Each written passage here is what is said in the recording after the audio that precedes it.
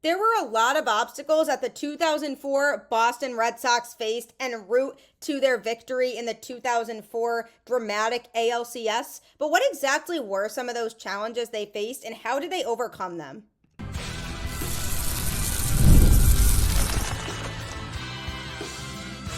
You are Locked On Red Sox, your daily Boston Red Sox podcast. Part of the Locked On Podcast Network, your team every day. Hello and welcome to Locked On Red Sox, your daily Boston Red Sox podcast, part of the Locked On Podcast Network, your team every day.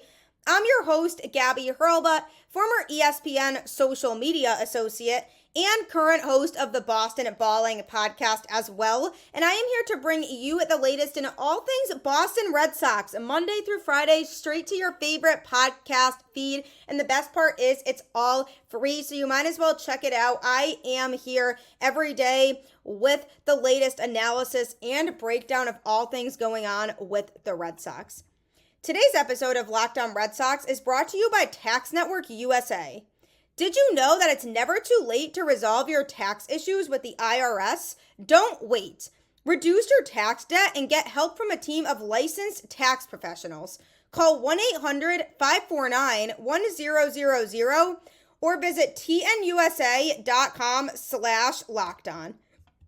Welcome to today's special episode of Locked On Red Sox, where I am here on a Thursday. And those of you who are everydayers or have been listening to the show for a while know that Thursdays on this show are special right now because every Thursday for 10 weeks, I drop an episode that is in memory of the 2004 Boston Red Sox in honor of it being the 20th anniversary of that season. So I, every Thursday, have an episode that discusses all things related to the 2004 Boston Red Sox. I have had former Red Sox pitchers Lenny DiNardo and Bronson Arroyo join me on the show with at least one more surprise guest to join me in the coming weeks. So make sure you stay tuned for that. But because today is Thursday, that means today's show will be all focused on the 2004 Boston Red Sox, primarily the American League Championship Series,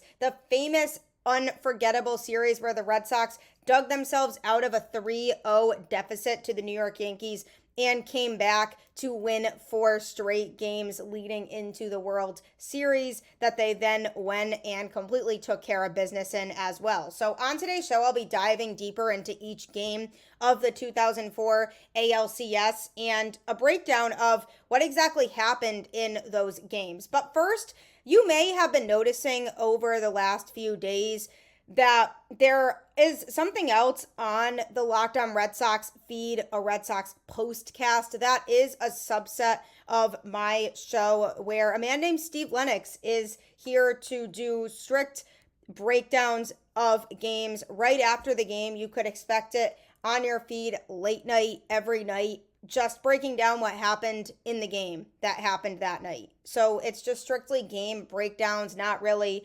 analysis or in-depth discussion on various topics. So it is different from Locked On Red Sox. In order to make sure you are listening to Locked On Red Sox, look for that Locked On Red Sox logo on your favorite podcast feed. So the Boston Red Sox have obviously had a lot of special seasons, especially in the 2000s, with how many World Series championships we've seen from 2004 to 2007 to 2013 to 2018. But I don't think anyone quite was as special as that 2004 year, and the circumstances of how that season unfolded for sure made it the season that it was, and how in terms of how special it was and people talking about it forever after that until this day now and forever moving forward.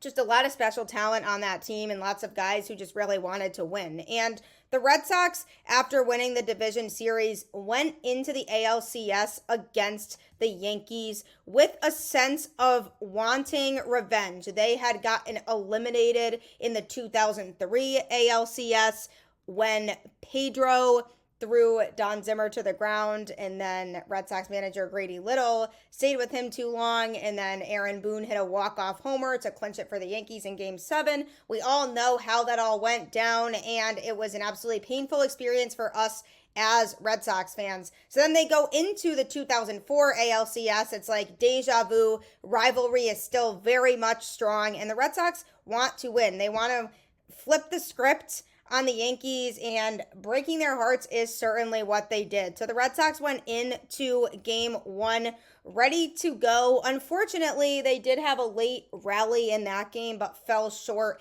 10-7. Red Sox fans were used to their team coming up short against the Yankees, especially because of the year prior.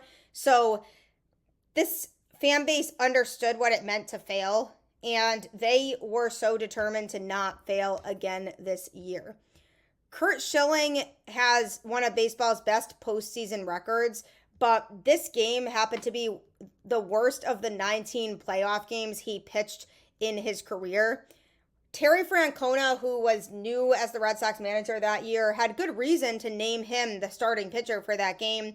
He had been 21-6 in the regular season, leading the majors in wins. He had been named co-MVP with Randy Johnson of the 2001 World Series against these very same Yankees. And he had hit the Yankees in 7 innings at Yankee Stadium on September 26th to get his 21st win of the season. So in that year, the Yankees had won 101 regular season games, 3 more than the Red Sox, who earned a wild card spot. And then they had beaten the Twins in 4 games, and the Red Sox had swept the division series from the Angels. And sure enough, it was Red Sox versus Yankees again. Joe Torre had picked Mike Mussina as his starter for the Yankees. He had lost Game 1 of the division series, but pitched himself an excellent game, giving up just 2 runs in 7 innings, and the Yankees lost 2-0 in that game. So in Game 1 of the ALCS, he shut out the Red Sox for 6 innings while seeing his team run up an 8-0 lead. Schilling at the time was dealing with a serious injury that he had suffered in the division series. He actually tore a sheath in his right ankle that had held one of his tendons in place, and the displaced tendon was really bothering him during his pitching motion, causing a lot of pain for him. The Red Sox hadn't disclosed the true extent of his injury at the time, though, so we weren't really sure exactly what was going on. But when recalling that moment years later, Schilling said he was taking the painkiller that he was given, but was still really badly hampered. He said, "I knew it before the game when I hit the top step of the dugout to head to the bullpen. I felt the tendon roll over the bone. I was like, oh, this is not going to be good." It wasn't the pain as much as it was the awkwardness of the feeling. I could hear it pop and feel it roll over. With every pitch, I was anticipating hearing it and feeling it. It was throwing a wrench into the middle of my mechanics. I was adjusting physically to pitching with it, but I was afraid of blowing my arm out. I knew 5 pitches in that I was in trouble.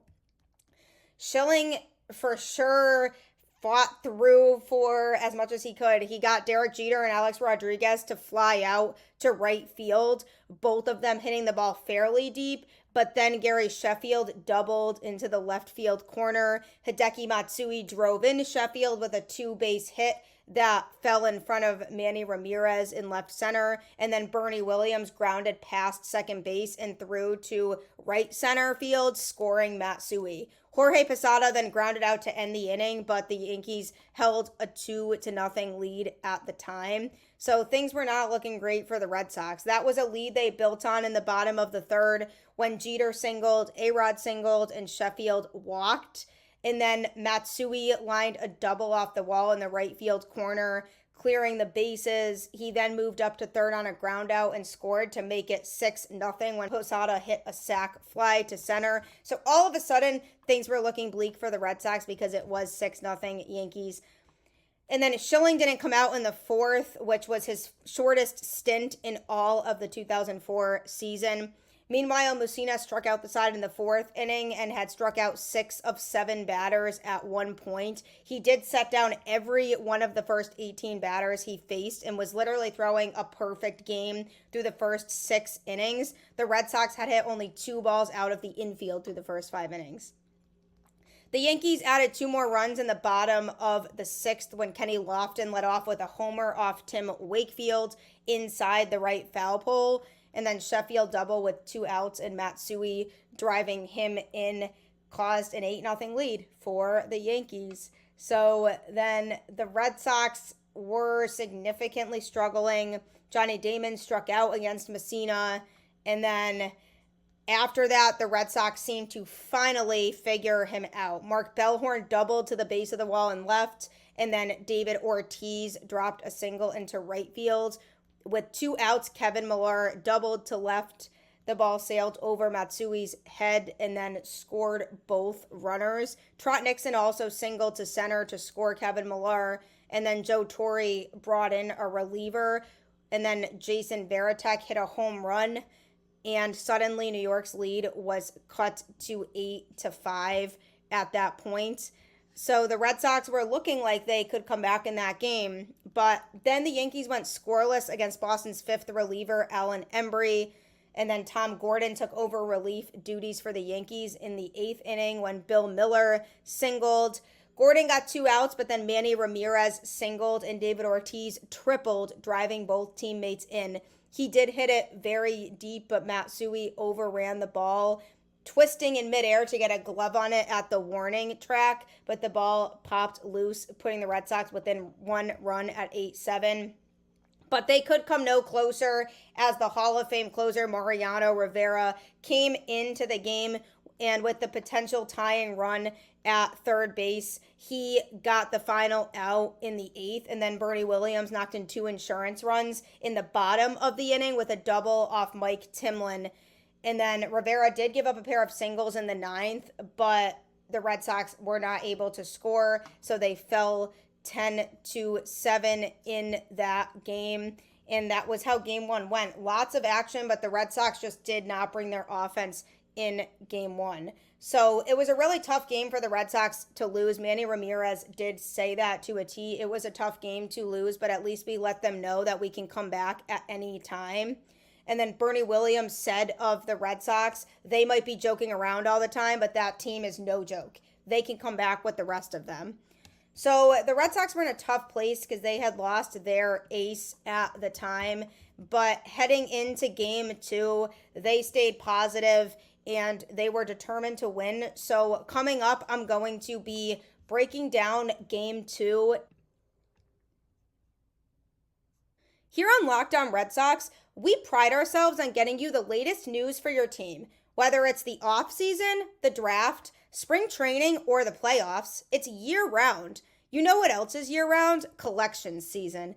Just because tax season is over doesn't mean the IRS will stop coming after you for unfiled taxes.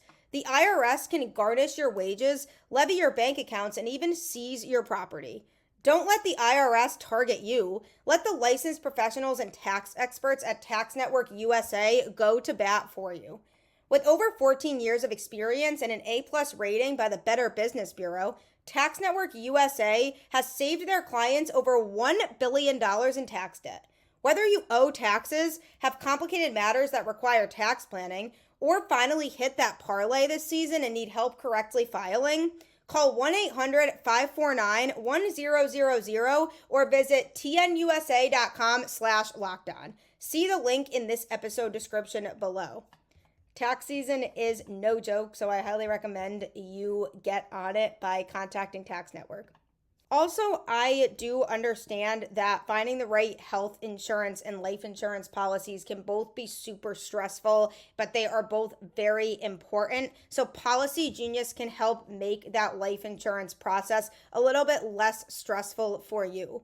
A lot of life is unpredictable, but a good life insurance plan gives your family a financial safety net to protect against some of the unknowns. Policy Genius is the country's leading online insurance marketplace. It makes choosing the right policy for your family easy and quick. With Policy Genius, you can find life insurance policies that start at just $292 per year for $1 million of coverage. Some options are 100% online and let you avoid unnecessary medical exams. Policy Genius is so convenient and also time saving because it will help you compare your options from America's top insurers in just a few clicks so you can feel less overwhelmed and not take up your entire day trying to figure out the right plan for you. Get peace of mind by finding the right life insurance with Policy Genius. Head to policygenius.com or click the link in the description to get your free life insurance quotes and see how much you could save. That's policygenius.com. Having the best life insurance policy will make your life so much easier, so head to that today. Also, check out Locked On Sports Today, the first ever national sports 24/7 streaming channel. It's available on YouTube or Amazon Fire TV in the free Fire TV channels app, and it will keep you caught up in all things going on in sports, no matter what. So make sure that you check that out today.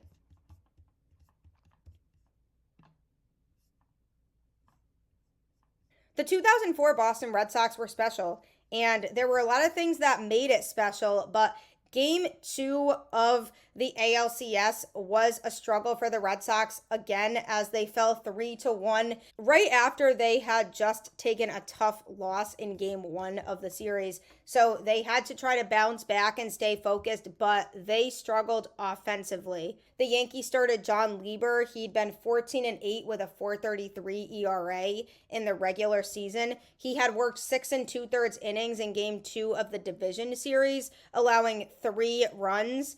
When he had last pitched against the Red Sox, which was on September 18th of that year, he did not allow a hit for the first 6 2/3 innings. So the Red Sox were anticipating a tough start from him. Pedro Martinez did pitch for the Red Sox, 3-time Cy Young Award winner who had a 16-9 season with a 3.90 ERA. He had lost his last 2 games against the Yankees, being hit for 8 runs on September 19th and 5 on September 24th. And then after the second of the 2 losses, he did make a famous quote that said, "I can't find a way to beat them at this point. What can I say? I just tip my hat and call the Yankees my daddy." The Red Sox were 6-17 in Pedro's last 23 games against the Yankees. But he had won Game 2 of the division series against the Angels, so he was ready to pitch that day. The Red Sox grounded out, popped up, and struck out in the top of the first inning with no ball leaving the infield. The Yankees scored a run off Pedro in the first inning before making an out. Martinez walked Derek Jeter on 4 pitches, then hit A-Rod, and taunts of "Who's your daddy" was thundering actually through the stadium, which was so crazy. The chant started up every time the Yankees had a runner on base against Pedro. Swinging at the first pitch, Sheffield looped a single in front of Johnny Damon in center field, and Derek Jeter scored. And then Martinez struck out Hideki Matsui and Bernie Williams, and then got Jorge Posada to ground out. But then David Ortiz walked to lead off the second inning, and Orlando Cabrera singled to start off the third. Ortiz never advanced past first, and Cabrera was stranded at third.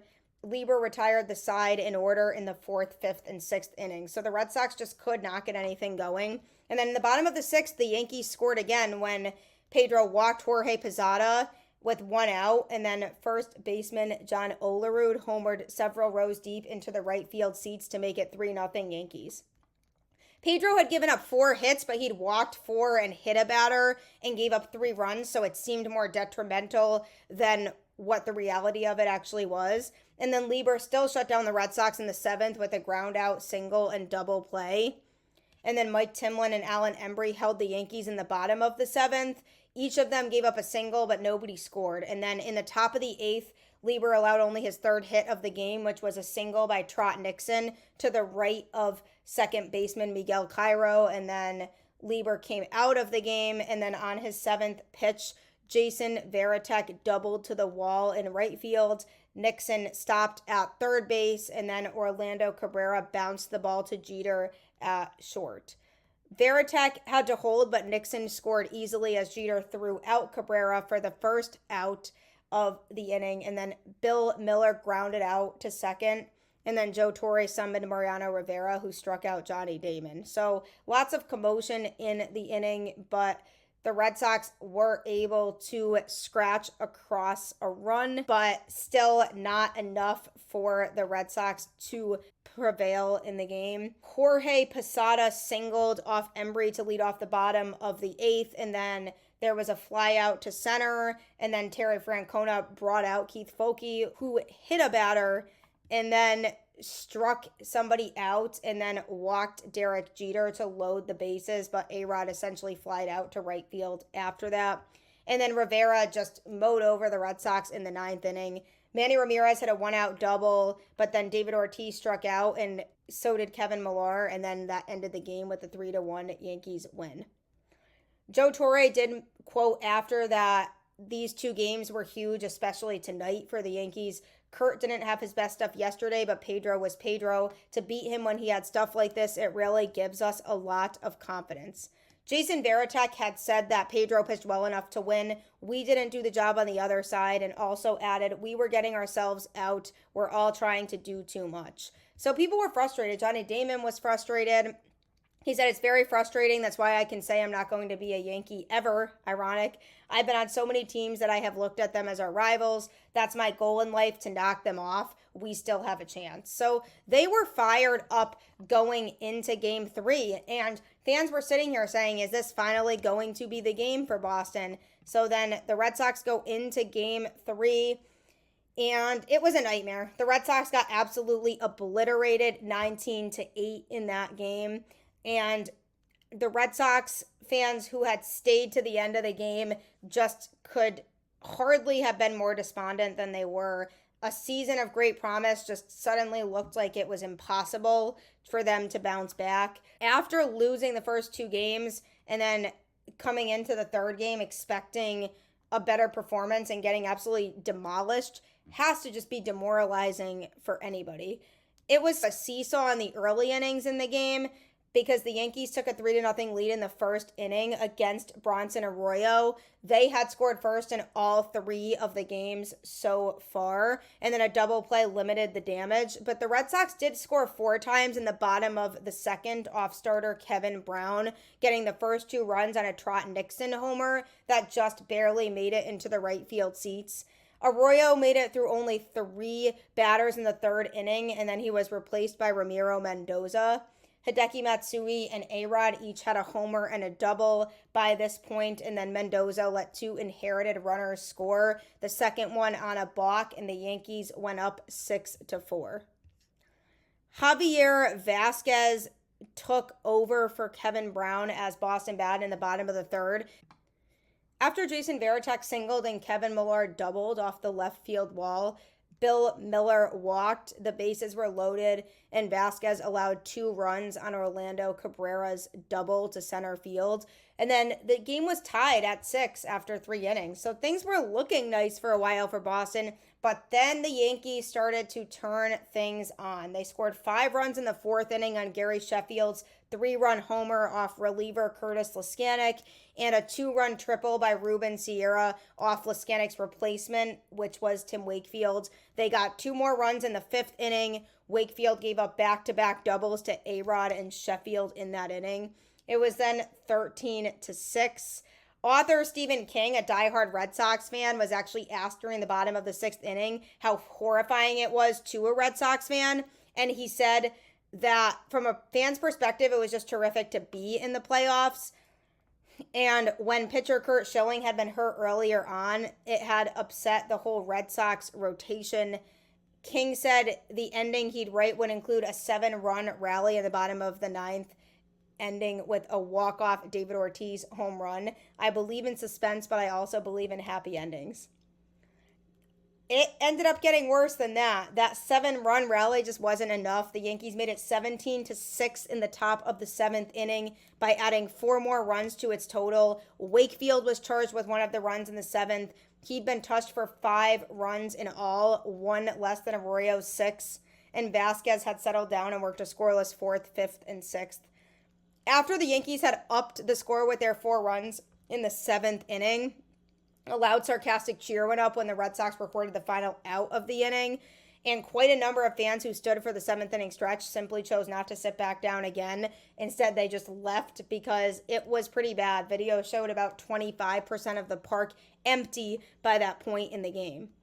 Those who left missed seeing Jason Varitek hit a 2-run homer and Paul Quantrill come in from the bullpen to give up a couple of singles but get a couple outs, and it was 17-8 at that point. Neither team scored in the 8th inning, but the Yankees did score in the 9th when Sheffield singled and Matsui homered again to make it 19-8 in favor of the visiting Yankees. So definitely tough scene for the Red Sox and their fans. It was just a lot of discouragement after that because it really felt like it was over and the series was over and the Yankees had sealed the deal.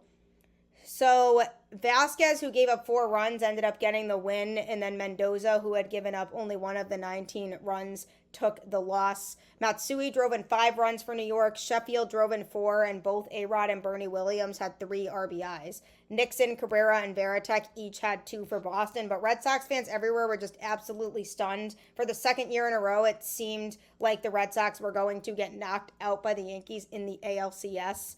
So it just seemed like there was no hope, and that is when the Red Sox just completely turned things around and went into full we want to win mode. So coming up, I'm going to be going over what the comeback portion of the ALCS looked like for Boston.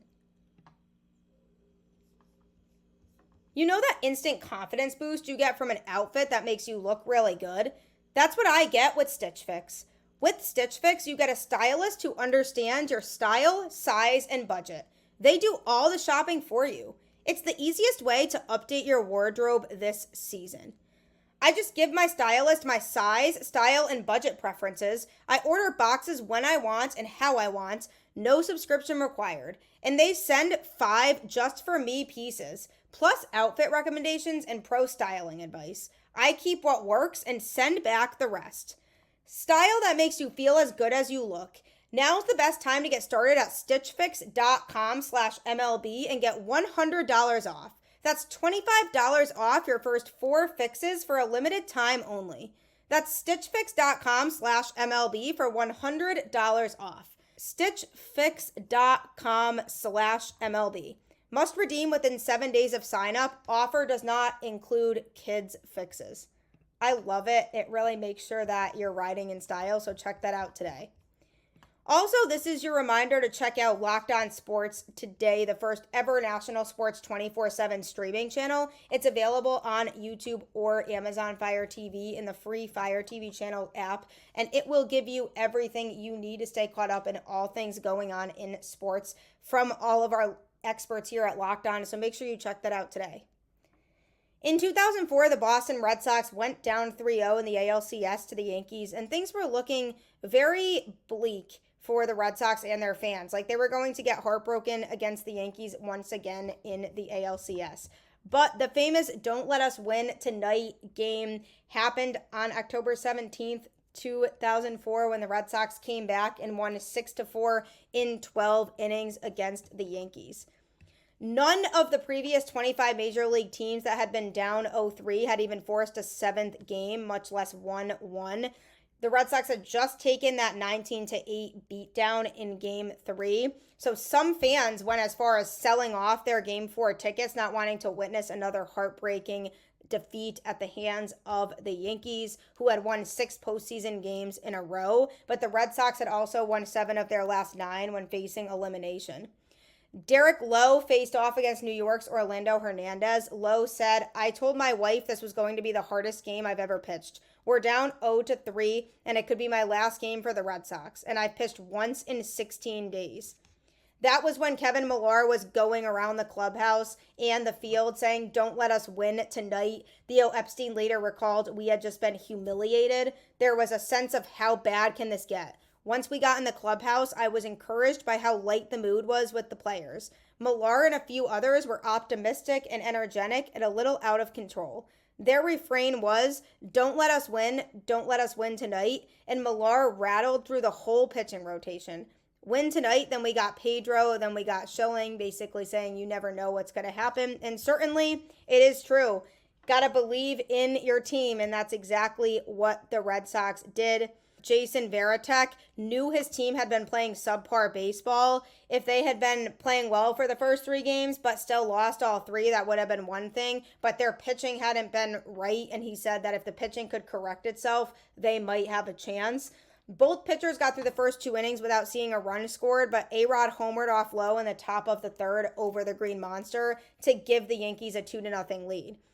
And then at what it might have been the halfway point in the game, at 4.5 innings in, it was still 2-0. And then the Red Sox went ahead 3-2 on walks to Millar and Mark Bellhorn, a single by Orlando Cabrera, another walk to load the bases, and then a 2-run single to center by David Ortiz. So taking the lead felt nice, but still was a very close, tight game. And then in the top of the 6th, Hideki Matsui hit a 1-out triple that eluded Johnny Damon in center field. Mike Timlin replaced Lowe on the mound, and Bernie Williams' single scored Matsui to tie the game. After a walk and an infield single, Tony Clark hit another infield single, and the Yankees were ahead again 4-3. The Red Sox lead had held for only 16 minutes. And so the score then remained until the bottom of the 9th, which is a very famous inning. The temperature had dropped to the low 40s, and Mariano Rivera was coming into the game, so Red Sox fans were incredibly nervous. The clock turned past midnight. It was a very long game. Rivera walked leadoff batter Kevin Millar on 5 pitches, and then Dave Roberts came in to run for him, and he stole second base in what changed the entire tone of the series. Bill Miller singled right up the middle, right past Rivera into center field, and tied the game as Roberts ran home. The Red Sox put runners on 1st and 3rd with just 1 out, but couldn't get the winning run across. So the game then went into extra innings. One of the people who was behind the team for Boston was Billy Broadbent, the video/advanced scouting coordinator for the Red Sox. Dave Roberts, knowing that Rivera was likely to be put into the game if anyone got on first base, asked Broadbent to show him video of all the relievers' throws to first base, and Broadbent said, "I called up Rivera's clip on the screen," and he came back and he watched. Alan Embry then allowed New York just a single in the 10th. Tom Gordon took over for Rivera and allowed nothing in the bottom of the inning. Embry and Mike Myers both pitched in the top of the 11th when there were 2 runners on base, but the 3rd Boston reliever, Curtis Leskanik, secured the 3rd out. Gordon walked, but there was no threat from the Red Sox in the 11th. And then Leskanik allowed just a single in the top of the 12th, and then Paul Quantrill came in to pitch for the Yankees. First up was Manny. He singled to left field that brought up David Ortiz, who had also been spending some time studying video with Broadbent. As DH, he had time while the Red Sox were in the field. He had studied Quantrill. He was ready to go. Jason Varitek said that Ortiz had truly believed he was going to win the game at that very moment. "That's my mentality every time I go to the plate," is what Ortiz had said. "Every time I go to the plate, I feel it's my responsibility to get it done. And I carry that over with me as long as I've played baseball. It's my priority. That's what I feel like." So he certainly went up there and predicted what Quantrill was going to do. Ortiz said he did exactly what I thought he would. He pitched me inside. I just had to stay back and wait for the ball to break, and then I had to open my hips and try to pull. And when I finally got the pitch I wanted, when I got one I could handle, I did exactly what I wanted to do. I smoked it, bro. On a 2-1 count in a game that had lasted 5 hours and 2 minutes, Ortiz slammed the ball for a home run into the New York bullpen at the 380-foot mark, and the Red Sox had won the game 6-4. Ortiz drove in 4 of Boston's 6 runs. The only other team down 0-3 to win a game 4 in extra innings had been the 1910 Cubs. So it was an amazing feeling for him to walk off that game, and the Red Sox would survive another day, but it was a quick turnaround because Game 5 would then be played that evening. Jason Varitek did say after that game, "We gained confidence once we finally won a game." That may have provided something of an understatement, but Game 5 was no piece of cake either, as that ended up running 14 innings. Curt Schilling also added, "We felt we had them when we won Game 4. Whether we did or not, I don't think was relevant. We believed it, which was all that really mattered." And certainly that is the case, as the Red Sox did then go on to win the series and then win the World Series after that. And coming up next Thursday in the next edition of the 2004 anniversary special, I am going to be taking a look at games 5 through 7 of the ALCS after the comeback was sparked in game 4, and I'm going to be going over those in more detail, as well as the Red Sox run through the World Series. So be sure to tune in again next Thursday on the next edition of the 20th anniversary series to honor the 2004 Boston Red Sox. But in the meantime, as always, keep the faith, go Red Sox, and I will catch you on the flip side.